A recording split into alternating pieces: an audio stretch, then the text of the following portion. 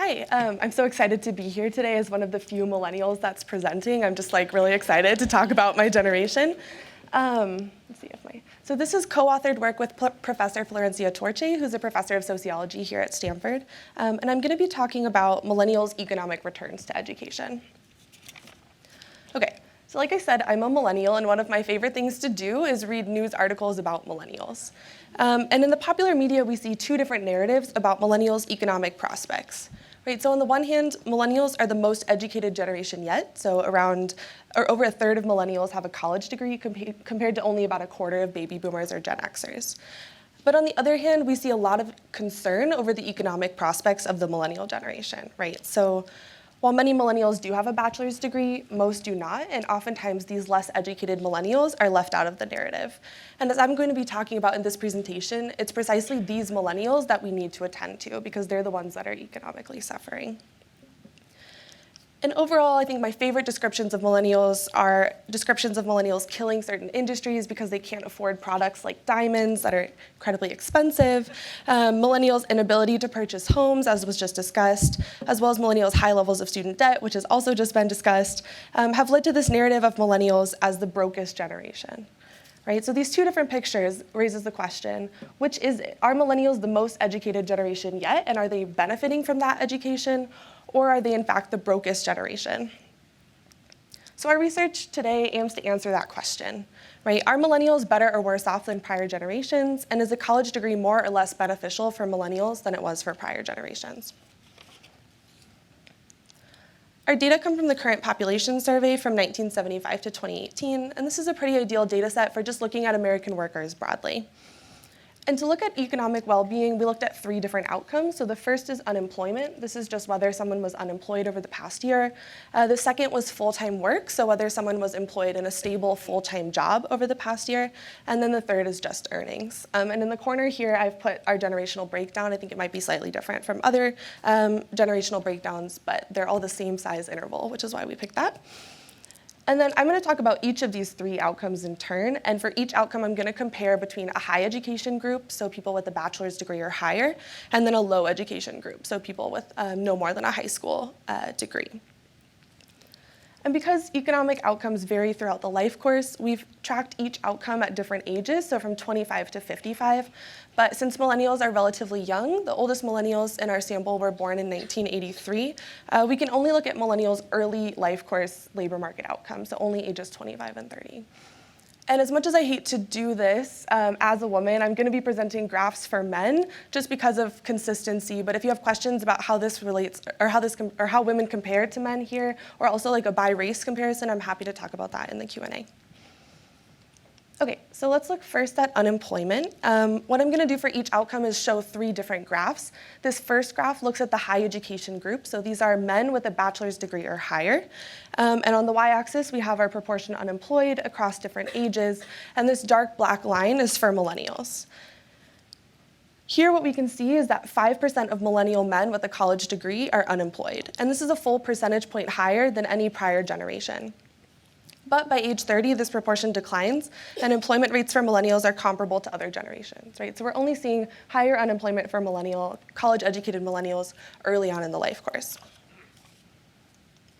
Okay, the second graph is exactly the same, but now we're looking at our low education group. So these are folks, men specifically, with a high school degree or less. And again, the black line refers to millennials.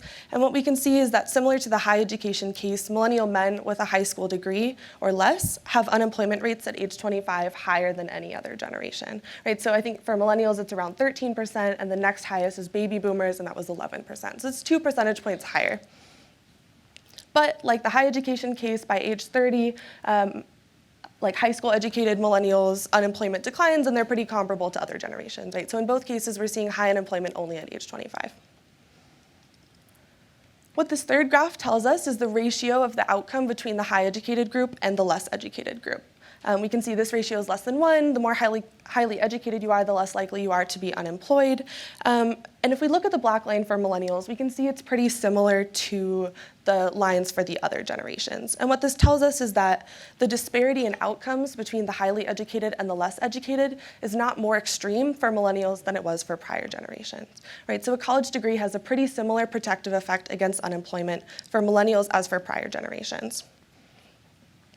The thing is, we can't just look at unemployment, right? So this high unemployment at age 25, even though it's comparable for both college-educated and high school-educated folks, it doesn't necessarily mean that millennials are have a more precarious situation as they enter the labor market, right? It could also mean, in this very common narrative, that millennials take more time to find a job that they enjoy. They have the freedom to be unemployed while they search for better work. So we need to look at some other labor market outcomes. So turning to full-time year-round work, what this tells us is, does someone have a stable full-time job? This is the same graph for the high education group, and the black line is for millennials. And we can see that millennials with high education are working in the labor force at comparable rates to other generation, right? So they're doing about the same. But if we look at the low education category, we see a very different picture, right? So millennials with low education have lower rates of labor force participation than prior generations. This black line for millennials is lower at age 25 and at age 30 than the other 4 generations. And if we look at the ratio, and again, this ratio measure is designed to get at the disparity between the high educated group and the less educated group, we can see that millennials line is higher than all the other generations, right? This means that millennials are seeing a greater payoff to a college degree in terms of having a stable full-time job. So this college education is doing a lot more for millennials to ensure that they have a stable full-time job. And those without a college degree are suffering in being less employed full-time, less likely to be employed full-time. And this higher ratio for millennials, this greater inequality, is driven by the economic precarity of this low education group, right? So it's not that highly educated millennials are doing any worse. They're doing pretty comparably to other generations. It's that without a college degree, those millennials are precisely the ones who are suffering. Okay, so our final outcome is income, and on the y-axis here we have real earnings. They're adjusted for inflation and presented in 2016 US dollars. And we see for the high education group that millennials are making about as much money as their predecessors with a college degree, right? So they're not doing any worse. But like the full-time work case, if we look at the low education group, we can see that millennial men with no more than a high school degree are seeing lower earnings than all other generations, right? So this black line, it's lower than all the other 4. Even if it's just by a little bit, it's still lower than the other 4.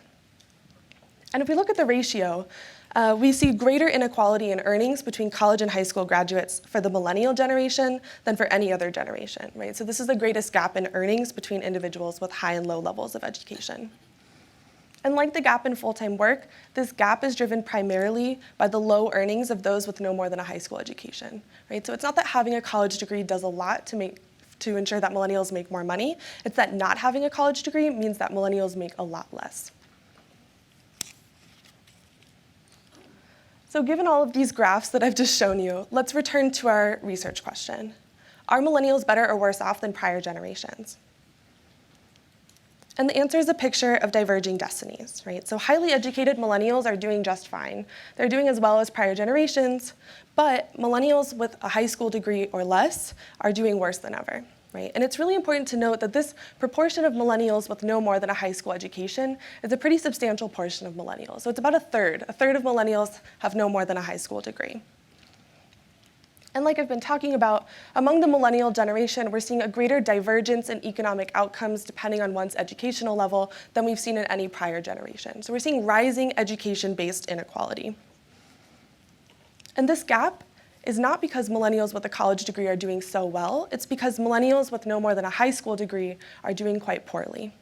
Right? So it's not that having a college degree gives millennials an advantage, it's that it has a protective effect against the economic precarity experienced by their less educated peers.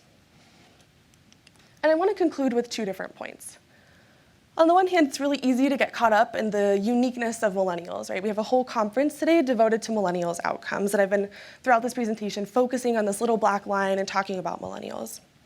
But millennials' trend of rising education-based inequality started far before they were even born, right? So if we were to go back to all those graphs and look at Gen Xers, especially late Gen Xers, we'd see similar gaps in employment and earnings by educational level. Right, so this is a long-term trend of economic precarity experienced by those with less education. And even though it's not on the slide, I want to make the case that moving forward, researchers and policymakers must attend to this very substantial portion of millennials without a college degree, because it's precisely these millennials that are hurting the most economically. Thank you.